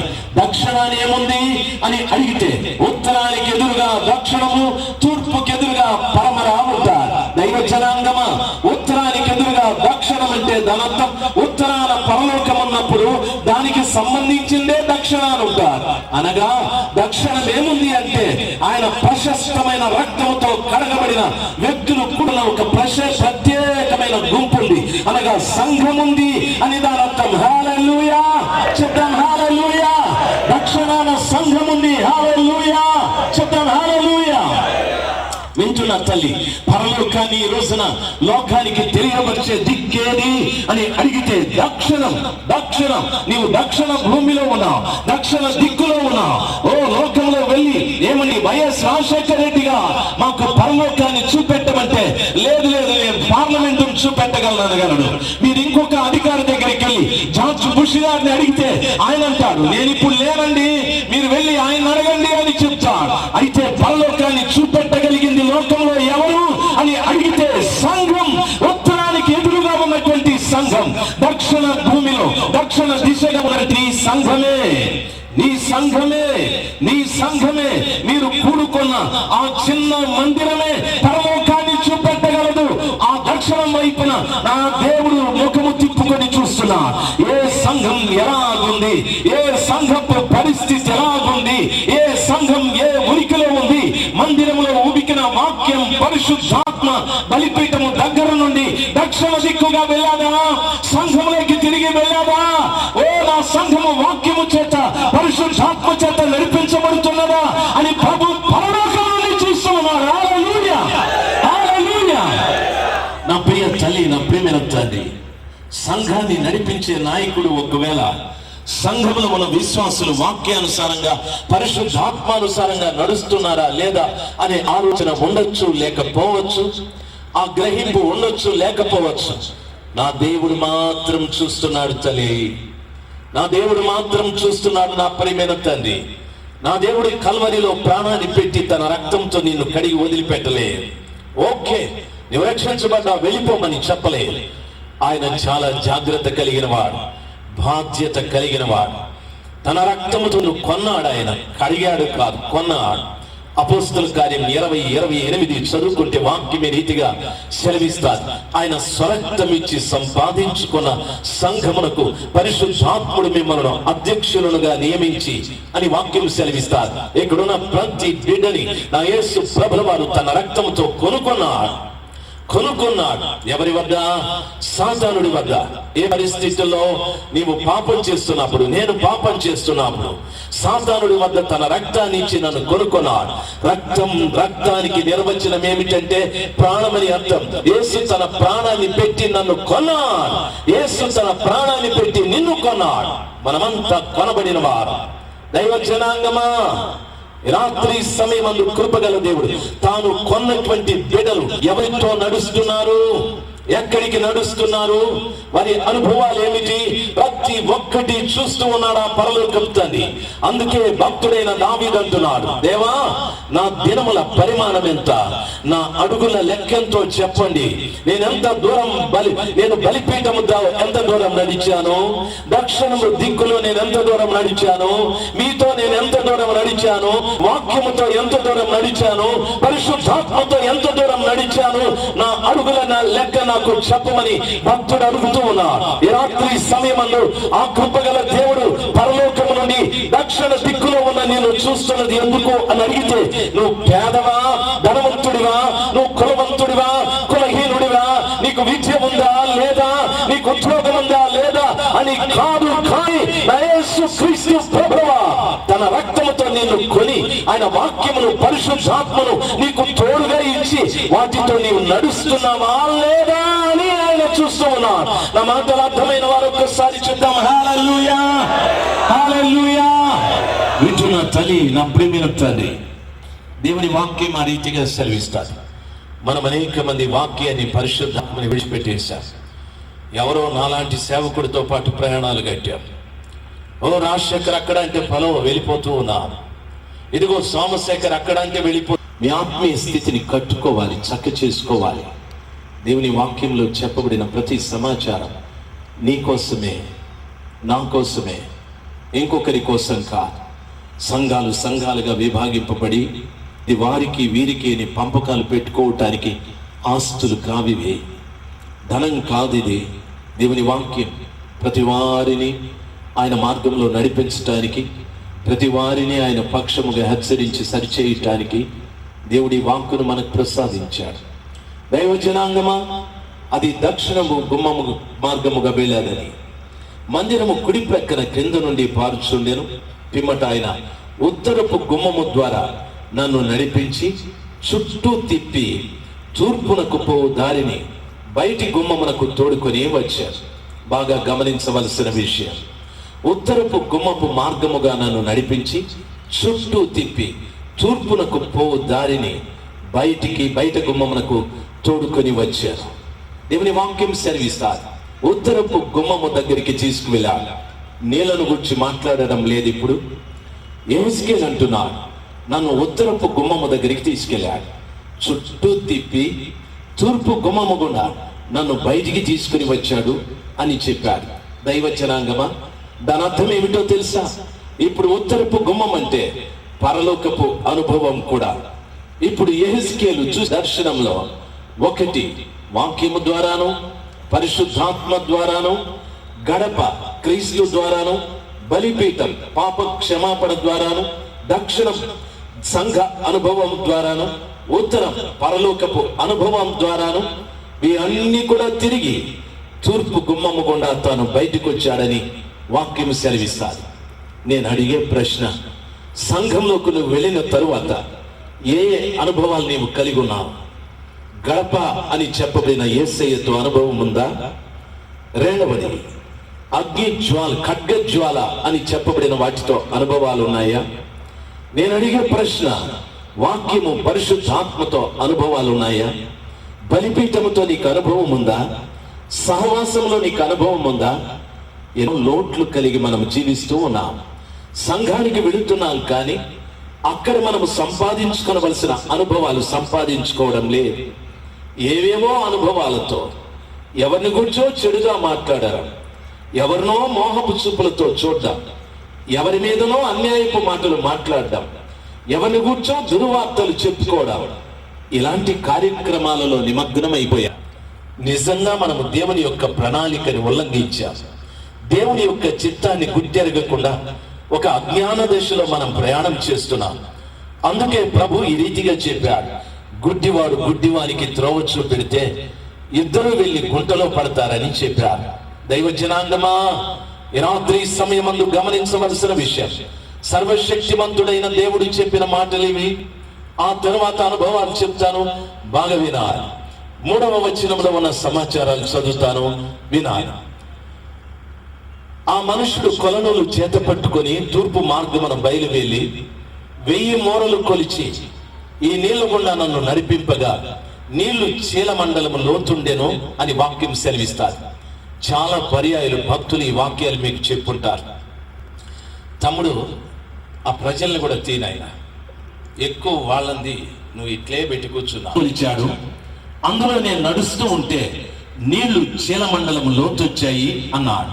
అంటే పాదాలు మునిగే అంత నీళ్లు వచ్చాయి అని మాట్లాడుతూ ఉన్నాడు. బాగా వినాలి. దైవచనాంగమా, దాని అర్థం ఏమిటి అని అడిగితే, పాదాల వరకు నీళ్లు వచ్చాయి అంటే పరిశుద్ధతకు సూచన అని అర్థం. తొందరగా చెప్తాను, దయచేసి వెళ్ళొద్దండి. తొందరగా చెప్తాను, ఈ వాక్యం విని మీరు వెళ్ళచ్చు. దేవుని వాక్యములు చదువుకున్నట్లయితే, సర్వశక్తిమంతుడైన దేవుడు ఇజ్రాయేలీల ప్రజల్ని విడిపించడానికి మోషేని పిలిచాడు. మన లోపల ఉంటాయి. నా యేసయ్య అంటున్నాడు, చీలమండలము లోతంటే నీ రహస్య పాపాలు కూడా విడిచిపెట్ట, ఆ పవిత్రమైన జీవితం నీకుండాలి అనని.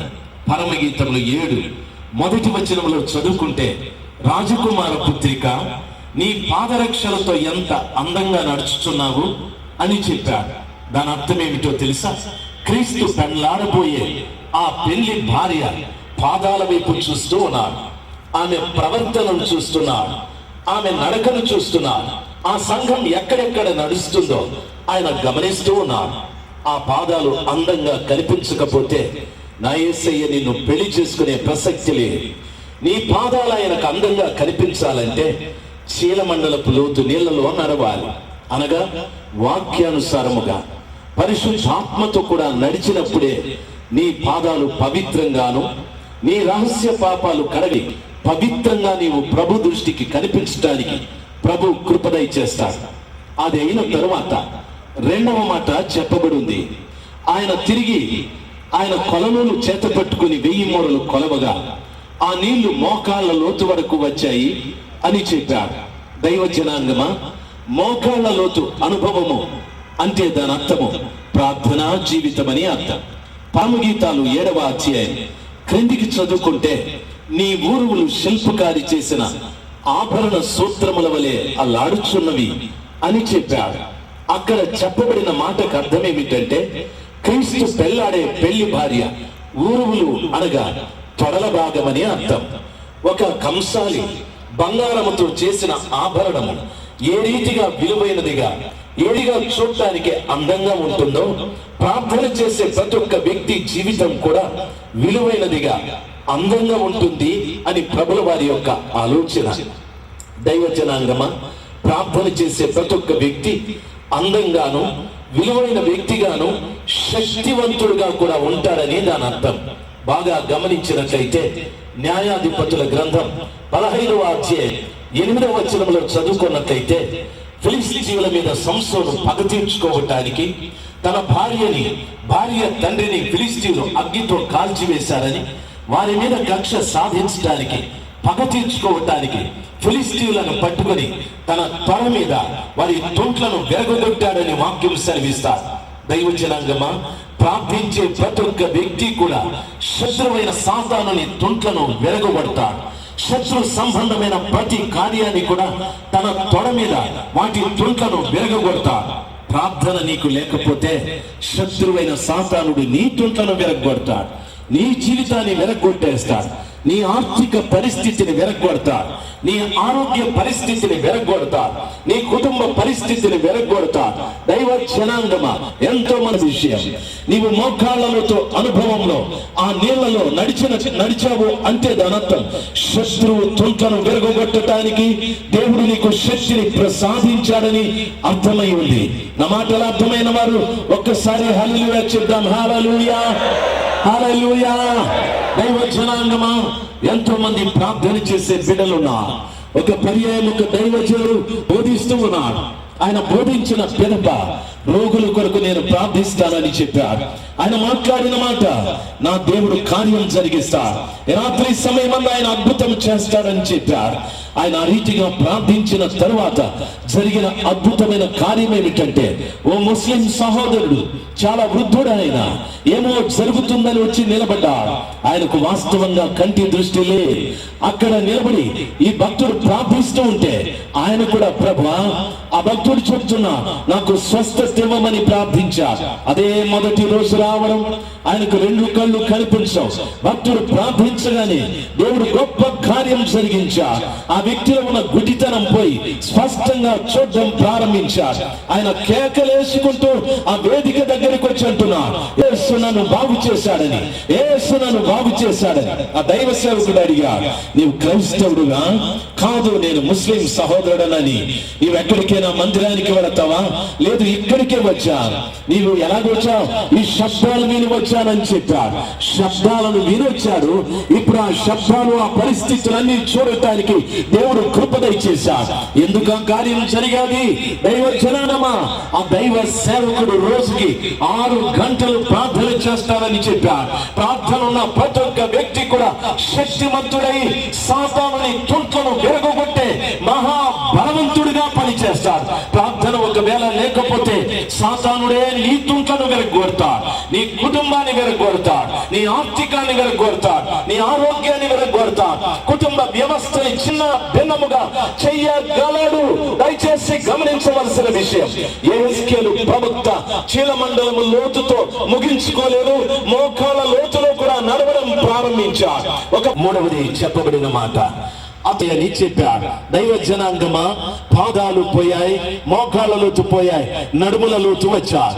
నడుముల లోతు అంటే అర్థం ఏమిటండి అనే ఆలోచన మనకు రావచ్చు. నన్ను బాగా గమనించవలసిన విషయం, దైవ జనాంగమా దయచేసి గోవాలి అని చెప్పాడు. సత్యం అనే దట్టిని కట్టుకోవాలి అని చెప్పాడు. నడుముల లోతు అంటే సత్యం అనే దట్టిని నీవు కట్టుకోవాలని. సత్యం అనే దట్టి ఎక్కడ దొరుకుతుందండి? ఏ సంఘంలో ఉంది? ఏ సేవకుడు మనకి ఇస్తాడు? ఏ సంస్థలో మనకు దొరుకుతుంది? లేదండి. సత్యము అనగా యేసు క్రీస్తు ప్రభువారని, అనగా యేసునే మీ నడుమునకు దట్టిగా కట్టుకోవాలని అర్థం. అలాగని యేసయ్యా నీవెక్కడున్నావు, దయచేసి నా దగ్గరికి రా, నిన్ను నా నడుముకు దట్టిగా కట్టుకోవాలని చెప్పాలా? ఆ రీతిగా కూడా కా. యేసయ్యని మన నడుముకు దట్టిగా కట్టుకోవడం అంటే దాని అర్థం ఏమిటో తెలుసా? యేసయ్యకున్న శ్రేష్టమైన గుణములు మనము కలిగి జీవించడం. యేసయ్యకున్న గుణాలు ఏమిటి? ఆయన ప్రేమించే స్వభావం. శత్రువుని ప్రేమించాడు, సహోదరుని ప్రేమించమన్నాడు, పొరుగువాన్ని ప్రేమించమన్నాడు. ఈ రోజు అది నీకు లేకపోతే సత్యం అనే దట్టి నీకు లే. దైవ జనాంగమా క్షమించమని చెప్పాడు. ఆ క్షమాగుణం నీకు లేకపోతే దైవ జనాంగమా దట్టి నీకు లే. యేసు క్రీస్తుకు కలిగిన గుణములు నీలో లేకపోతే నీకు దట్టి లేదు తల్లి, నీకు దట్టి లేదు. మొలల లోతు నీళ్లలో నీవు నడవడం లేదు. దయచేసి బాగా గమనించవలసిన విషయం. అపోస్తలుల కార్యం 12వ అధ్యాయంలో చదువుకుంటే పేతురుని తీసుకువెళ్లి చెరసాలలో పడవేశారు. ఆయన వస్త్రాలు తీసి పడవేశారు, నడికట్టు తీసి పడవేశారు, జోళ్లు తీసి పడవేశారు. ఆయన పడుకొని నిద్రపోతూ ఉన్నాడు. 4 చతుష్టముల మధ్యన పేతురు ఖైదీగా బంధించబడ్డాడు. 16 మంది సైనికులు అతనికి కాపులా ఉన్నారు. అయితే ఆయన పడుకొని నిద్రపోతున్నాడు, కానీ ఆయన సంఘము ప్రార్థిస్తూ ఉంది, ప్రార్థన చేస్తూ ఉంది. దేవుని వాక్యం సెలవిస్తారు, సంఘము అత్యాసక్తితో ప్రార్థించుచుండగా దేవదూత వచ్చి పేతురు పడుకొని నిద్రపోతూ ఉంటే తట్టి లేపాది. పేతురు లే, పేతురు అని ఆయన లేపి ఇప్పుడు తనతో పాటు తీసి పడవేశా. యేసు క్రీస్తు ప్రభువు వారికి ఉన్న గుణములు ప్రజలలో కనిపించడం లే. యేసయ్య రక్తంతో కడగబడిన వ్యక్తుల్లో కనిపించడం లే. యేసుని ప్రకటిస్తూ ఉన్నాము, యేసుని బోధిస్తూ ఉన్నాము. గొప్ప గొప్ప సంఘ, గొప్ప గొప్ప పేరు, గొప్ప గొప్ప వ్యక్తులుగా ప్రకటించబడుతున్నాము, కానీ యేసుకు కలిగిన మనసుకు లే. అపోస్తలుడైన పౌలు చెప్పాడు, యేసుకు కలిగిన ఈ మనస్సు మీరును కలిగి ఉండడని. అది లేకుండా నీవు ఎన్ని చేసినా, ఎంత చేసినా, ఎన్ని కట్టినా, ఎన్ని కట్టకపోయినా, ఎన్ని ప్రాంతాలు తిరిగినా తిరగకపోయినా వ్యర్థమే తల్లి, వ్యర్థమైన ప్రియమైన తండ్రి. మొలలలోతో అనుభవం నీకు కావాలి. యేసుని గట్టిగా కట్టుకునే అనుభవం నీకు రావాలి. యేసయ్య లాంటి ప్రేమ నీకు కావాలి. యేసయ్య లాంటి తగ్గింపు నీకు కావాలి. యేసయ్య లాంటి క్షమాగుణం నీకు కావాలి. యేసయ్య లాంటి ఐక్యత నీకు కావాలి. తన దగ్గర ఉన్న 12 మంది శిష్యులు మంచి వాళ్ళ, లేదే తోమాకి అనుమానమే, పేతురికి కోపమే, దైవ జనాంగమా ఇస్కరియోతు యూద డబ్బు దొంగిలిస్తూ ఉన్నాడే, ఇటువంటి శిష్యుల్ని తన వెంట పెట్టుకొని ఒక్క రోజు కూడా వారి మధ్యన అనైక్యత కలిగే మాటలు కానీ క్రియలు కానీ చెయ్యనే లేదు, మాట్లాడనే లేదు. పేతురు వీడు డబ్బు దొంగిలిస్తున్నాడని చెప్పుంటే ఏ రోజు ఇస్కరియోతు యూదాని పేతురు చంపేసి ఉండేవాడు. ఆ రీతిగా చెప్పలేదు. ఐక్యతను కాపాడేవాడు యేసు క్రీస్తు ప్రభువా. యేసయ్యకు కలిగిన మనస్సు నీకుందంటే సంఘాల మధ్యన ఐక్యత, విశ్వాసుల మధ్యన ఐక్యత, దైవ జనాంగమ ఉండేది మనకి. యేసయ్య మనసు మనకు లే, ఆ దట్టి మనకు లే, ఆ దట్టి మనకు లే. అందుకే విడిపోయి బలపడ్డామా, విడిపోయి చెడిపోయా. విడిపోయి చెడిపోవడమే కాదు, అందరినీ చెడగొడుతున్నా, అందరినీ పాడు చేస్తున్నా. నీ నోటితో మాట్లాడే మాట ఒకటి, నీ జీవితంలో ప్రవర్తన ఒకటి. ఎందుకు ఆ రీతిగా ఉన్నావు అని అడిగితే నడికట్టు లేక, నడుమల లోతు అనుభవం లేక, మొలల లోతు అనుభవం లేక నీటి మట్టం పెరుగుతూ ఉంది. దాని అర్థం మందిరములో నుండి గణపతిగా పడిపోతావు. జాగ్రత్త, జాగ్రత్త.